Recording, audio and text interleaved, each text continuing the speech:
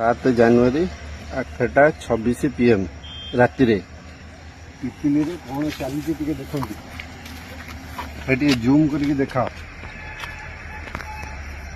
ରାତି 8:26 ମଙ୍ଗଳବାର 7 ତାରିଖ ଗୁଗୁଲ ଟାଇମ୍ ଜାନୁଆରୀ 2025।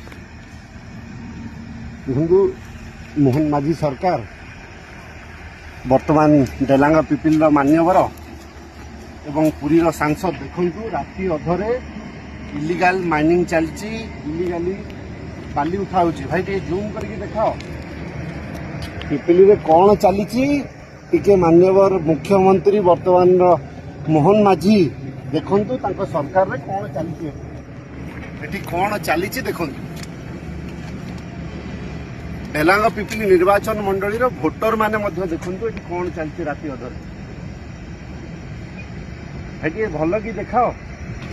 Truck line line, JCB line line, illegally ବାଲି ଚୋରା ଚାଲାଣ ହେଉଛି। ମୋହନ ମାଝୀଙ୍କର ସରକାର ଦୟାକରି, ତାଙ୍କର ତ ନିଦ ଭାଙ୍ଗିନି, 7 ମାସ ହେଇଗଲା ନିଦ ଭାଙ୍ଗିନି। ଗୁରୁଣ୍ଡୁଚି ସରକାର ତ, ନୂଆ ସରକାର, 7 ମାସର ଛୁଆ ସରକାର। ये देखो राति अधरे डेलांग पिपिली निर्वाचन मंडली रे पिपिली ब्लॉक रे कौन चली राति अधरे।